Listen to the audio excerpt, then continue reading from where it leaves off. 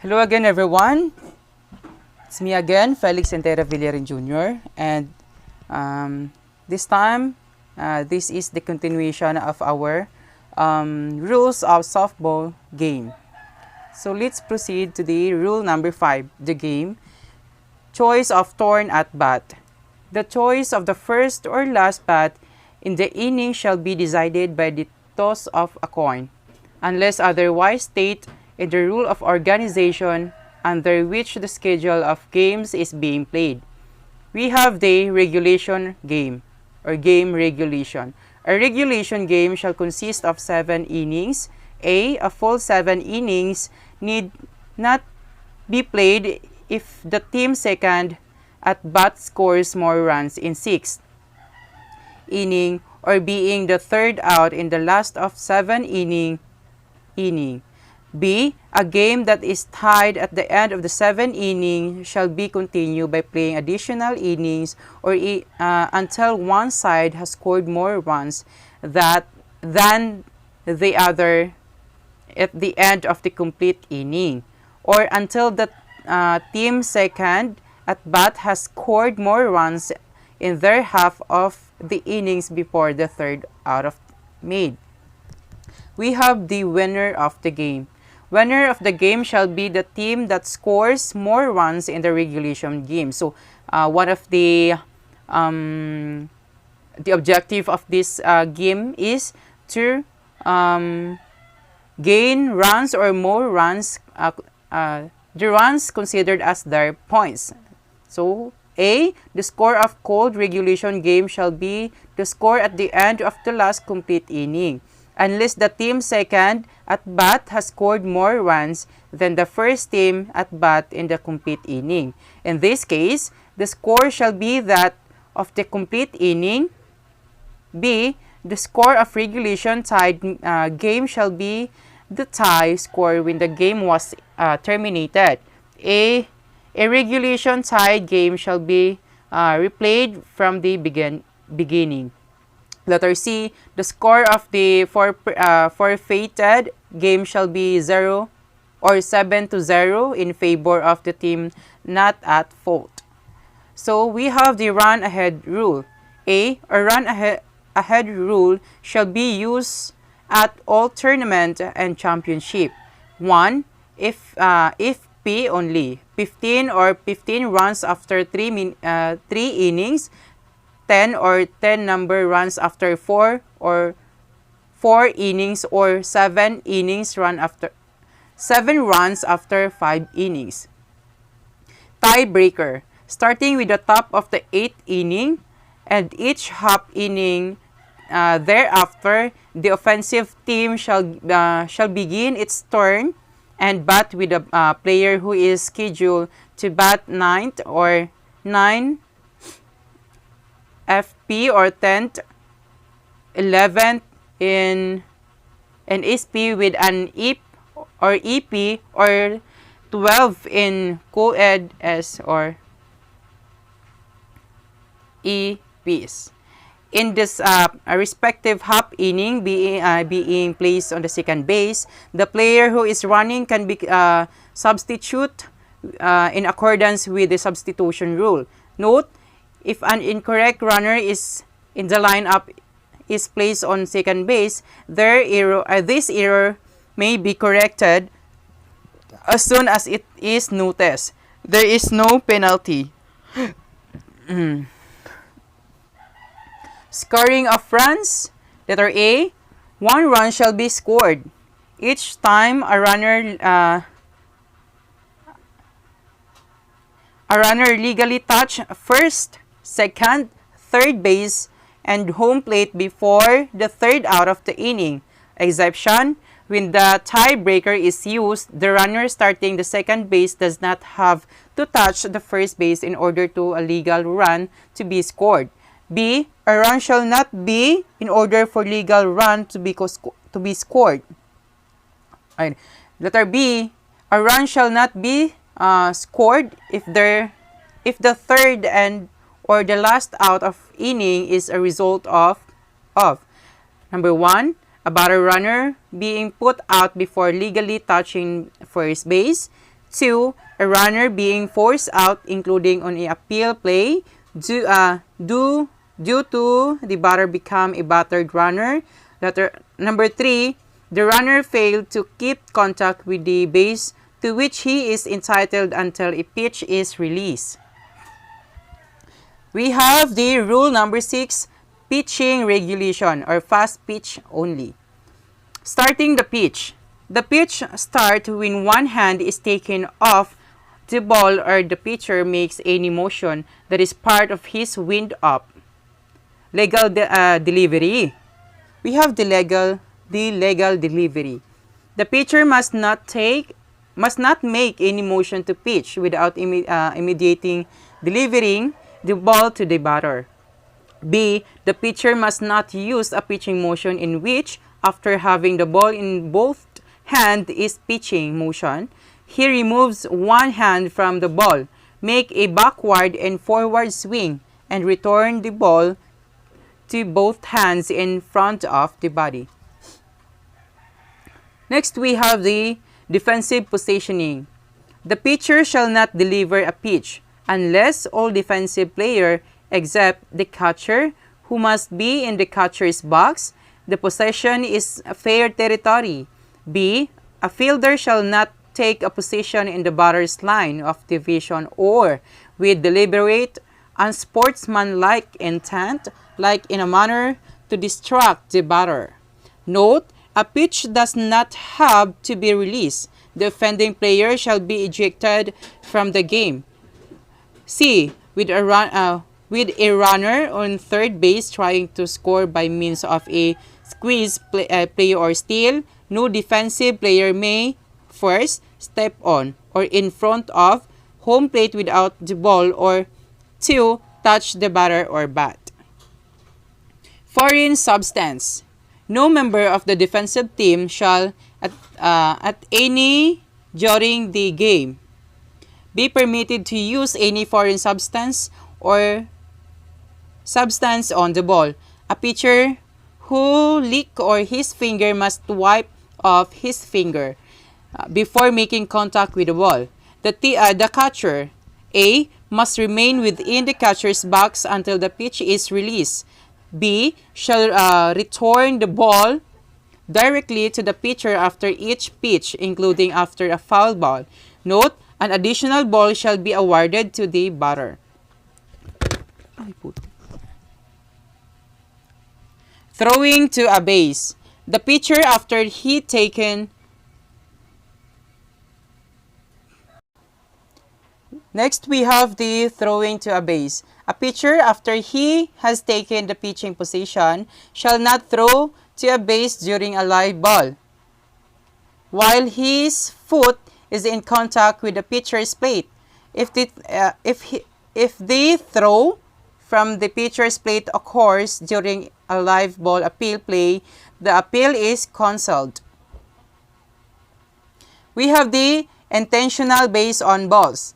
If the defensive team desires to have an intentional base on balls awarded to a batter, either the pitcher, catcher, or coach may do so by notifying the plate umpire, who shall award the batter first base. We have the warm-up pitches or the warm-up pitches. A. At the beginning of the first inning for the both teams, or when a pitcher relieves another, not more than 1 minute may be used to deliver not more than 5 pitches to the catcher or another team member. No pitch shall be declared when A. The pitcher pitches during the suspension of play. B. The pitcher attempts a quick return of the ball. Drop ball. If the ball slipped from the pitcher's hand during his delivery, 1. A ball is declared on the batter, and 2. The ball will remain in play, and 3. The runners may advance at their own risk. We have the illegal pitcher. A pitcher who has been declared an illegal pitcher as a result of 1. the team exceeding the charges defensive of conference limit, or 2. Pitching with excessive speed may not return to the pitching position at any time for the reminders of the game. Rule number 7. Batting. The on-deck batter. The on-deck batter at the start of an inning is the lead-off batter, who must remain in his on-deck circle or until called to batter's box. B. Once an inning has started, is the offensive player who is the battling lineup is the next player to enter the batter's box. Letter C. May take a position within either or deck circle, so he is behind the batter and not on the batter's open side. We have the batting order. A batting order of each team must be on the score sheet lineup cards and must be delivered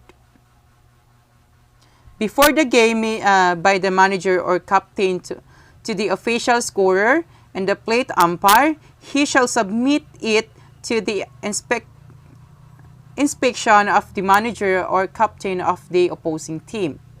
Batting position. A. Batter must take his position in batter's box within 10 seconds after the umpire has declared play ball.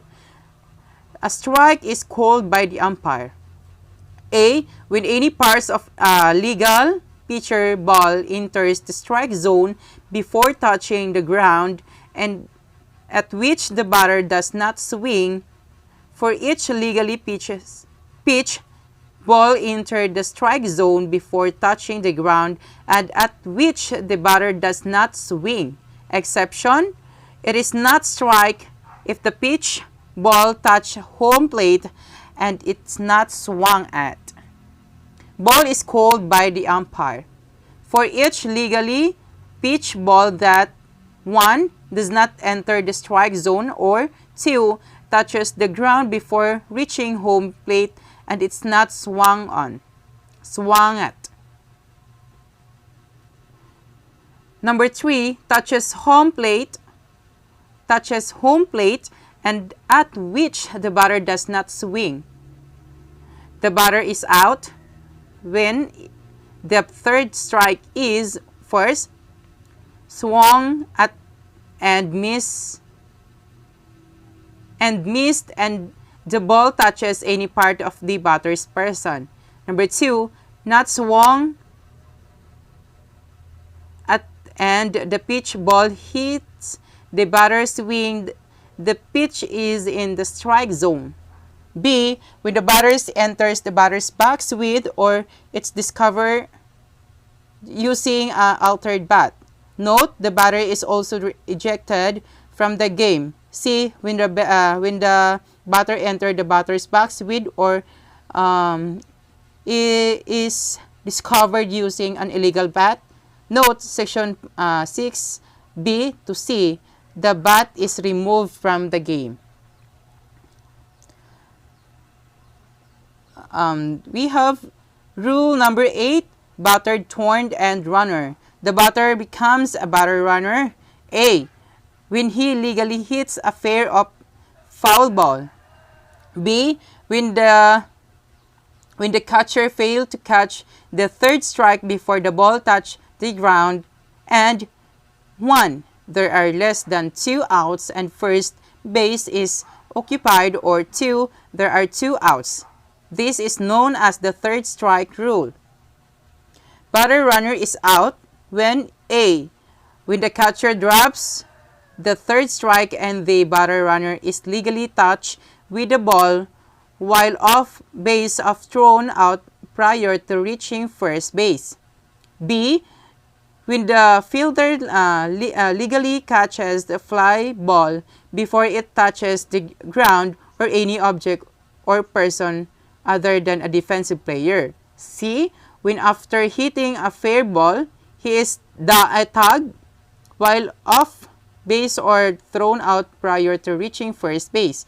Letter D, when he fails to advance to first base and instead enters his team area. 1. After a fair ball is hit, or 2. After a base on ball is issued, or any time that he may legally advance or first base. And E, when an infield fly is declared. The batter runner is not out. When the field makes a play on a batter runner while using an illegal glove, effects Section 3, the manager of the offended team has the option of A, taking the result of play, or B, having the player resume batting, assume the ball that